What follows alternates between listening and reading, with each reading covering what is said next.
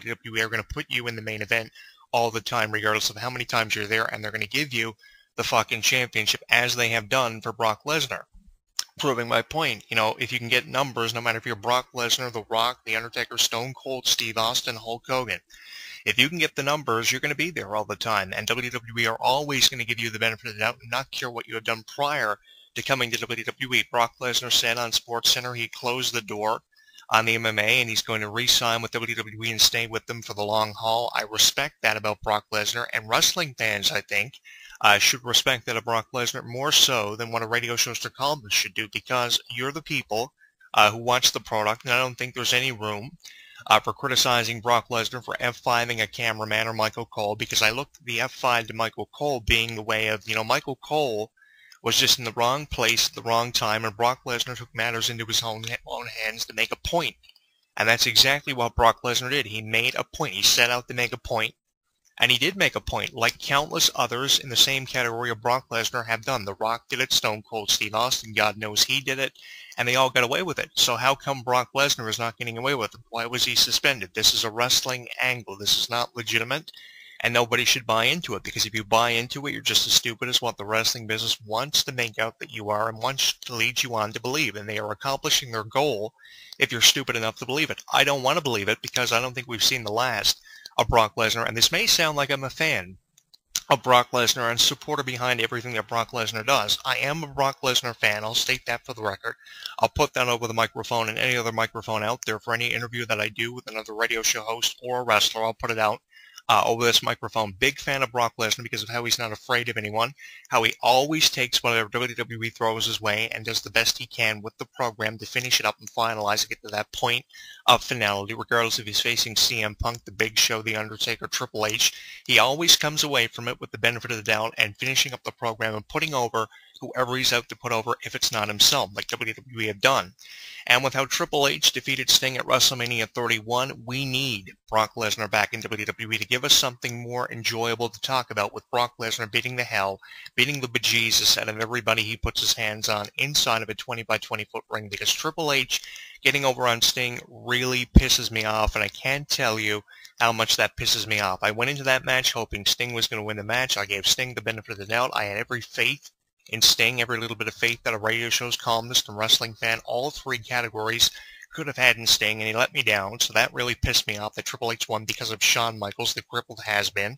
It pissed me off even more Brock Lesnar lost. I had predicted the possibility of Lesnar losing the match, although I didn't want him to lose the match because the circumstances didn't point me in the direction of believing Lesnar was going to come out of this match as the winner, even more so when he announced that he had re-signed with WWE. But because Lesnar lost the championship does not mean this is it for Brock Lesnar. They say this about The Undertaker all the time. We talk about The Undertaker's retirement, when The Undertaker's going to be finished with over 25 years, this being his 26th year for WrestleMania 32 and the supposed match between himself and Sting. We talk about The Undertaker's retirement all the time. We're talking about the Big Show's possible upcoming retirement, the program with Roman Reigns in the fall to WrestleMania 31. If we see the retirement of The Undertaker and if we see the retirement of the Big Show, it's going to be on their own terms, because The Undertaker always comes back every year at WrestleMania, even if it's only once a year, to give us this 5-star match. It could be against CM Punk, it could be against Bray Wyatt, it could be against Brock Lesnar. It's always a 5-star match. It could be a series of matches that take place one match per year, like we've seen with Shawn Michaels and Triple H. He always comes back to give us this one match. So the same thing can be said about Brock Lesnar. He is coming back because it would completely defeat the purpose of him having announced this on a media-based form on SportsCenter. You go on a show like SportsCenter, it has to be legit what you announce. SportsCenter is not going to let you come on there and play at a wrestling angle.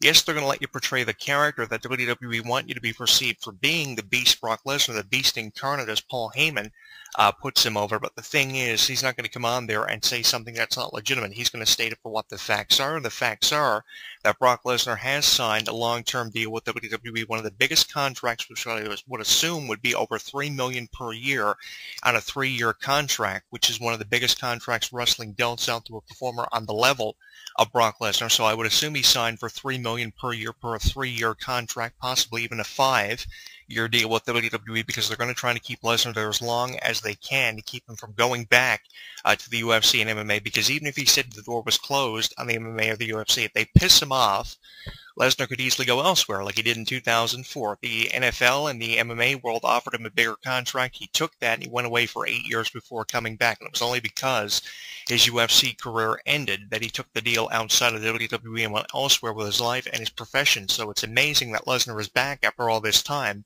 So he's not going to go anywhere, especially after defeating The Undertaker at WrestleMania 30, because you cannot take a name like Brock Lesnar, as big as he is now, in 2014, 2015, take him off the roster and not have him come back. He has to do something, because that would have completely defeated the purpose of him announcing his re-signing. And you better believe that Lesnar did not re-sign with WWE to lose, because if that were the case, Lesnar would have definitely went back to the MMA. And I say that because I know that for a fact, because in 2007, when Lesnar had his first deal presented to him 3 years after he left in 2004 and met with WWE headquarters and Vince McMahon, he tore up the contract and walked out, and we never heard from Brock Lesnar for an additional at least 5 or 6 years before he made the final decision to return because of this stomach injury, which he was battling for a while before he made the decision to come back to professional wrestling. He realized wrestling was not so much of a toll on him as the MMA world had been, so he came back. He said, what the hell, I'll come in, I'll end the Undertaker streak at WrestleMania regardless of how big his demands were. WWE gave him everything they wanted. So he definitely has re-signed for something, and I think it could be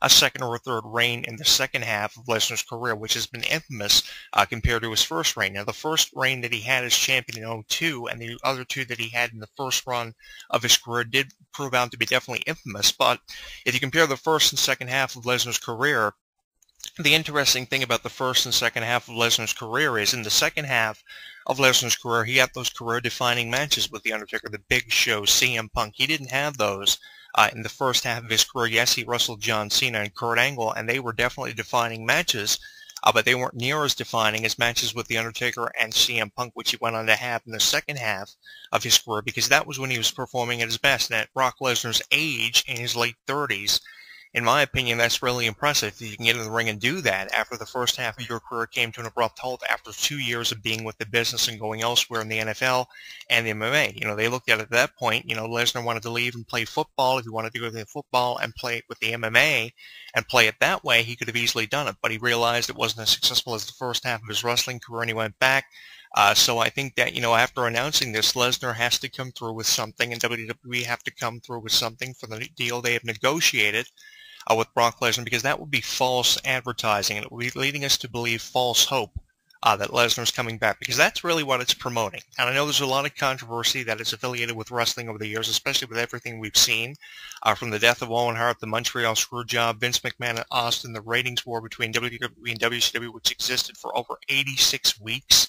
It's amazing how long that lasted, and the controversy that ascended from WWE right to the top of the business when it came to conversation, especially from 1996 to at least 2001 up to the purchase of World Championship Wrestling. I know there's been a lot of controversial things that have happened in professional wrestling, and I would hate to have to come on here and say that this is false advertising and leading us to believe in false hope that Lesnar is going to come back for a second run for an additional maybe 3 or 5 years from the second half of his career, because that would be absolutely ludicrous to have to do it. So I'm going to go out there and say, for the record, we are going to see Lesnar again, and we are going to see Lesnar have bigger and better things ahead for him and us as wrestling fans to witness for the second half of his career so much, because he's suspended now and he's coming back for the second half, if you would, the second quarter, if you would, if you want to talk football terminology, for his career. I don't think this is it for Brock Lesnar, because as I said here earlier, one of the biggest things that I think and leaning me towards believing we haven't seen the last of Lesnar is the fact that Lesnar beat The Undertaker and nobody else could beat The Undertaker at WrestleMania. So how can you just throw something like that away